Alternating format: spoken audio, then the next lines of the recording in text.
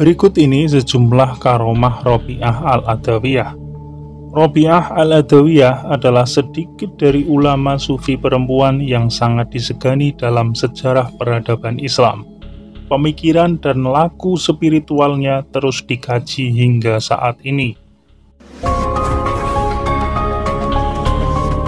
Berbagai macam kisah hidupnya sudah banyak dikupas dan ditulis dalam banyak buku maupun artikel di online, termasuk soal ajaran cinta atau mahabbah.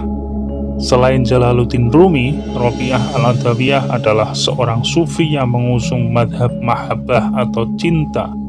Cintanya kepada Allah begitu dalam dan kuat, sehingga ia tidak mampu mencintai yang lainnya, karena cintanya hanya untuk Allah Subhanahu wa Ta'ala. Robiah menyembah Allah dengan dasar cinta atau hub, bukan karena takut atau harap, yang dalam hal ini disebut dengan roja dan khauf, sebagaimana kebanyakan orang.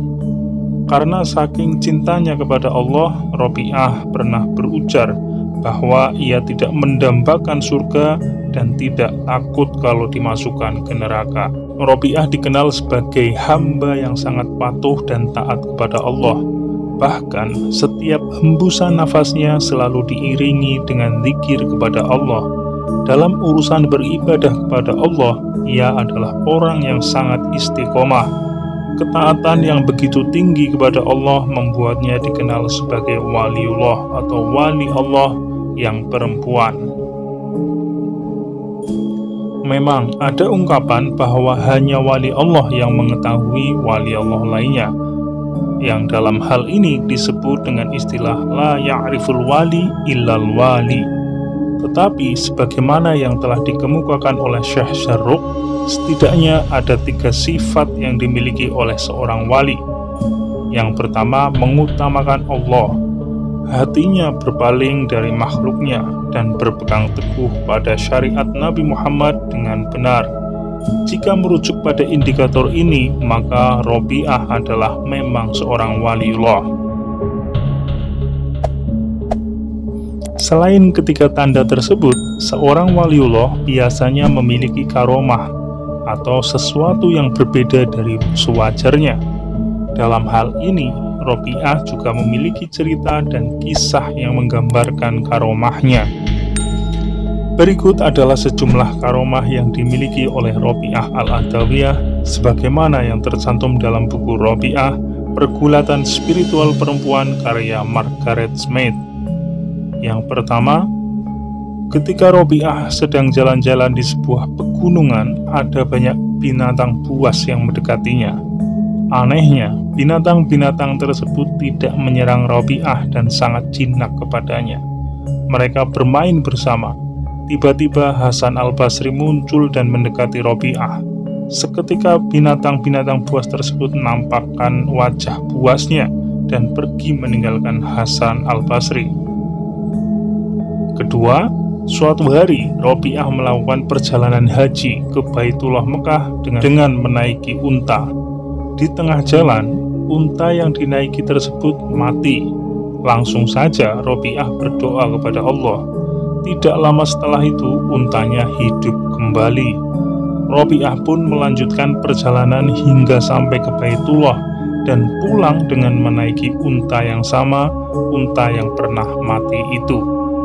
Ketiga, suatu malam ada 2 orang teman Robiah yang datang ke rumahnya.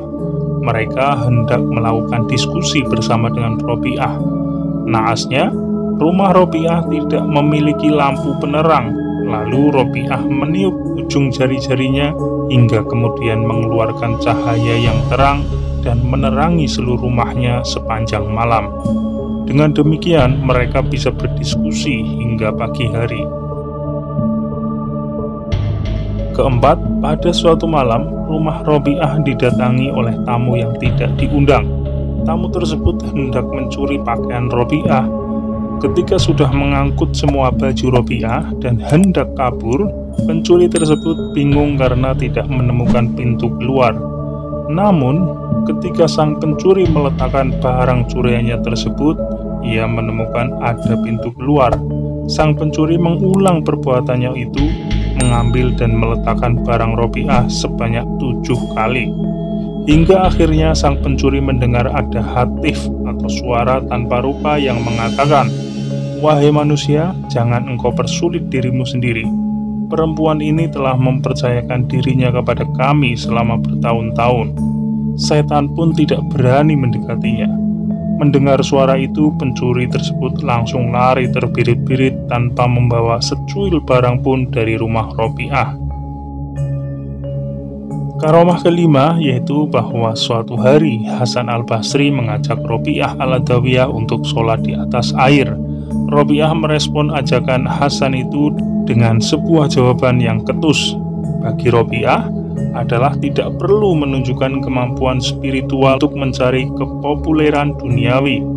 Tidak hanya itu, Robiah kemudian melemparkan sajadahnya dan terbang di atasnya.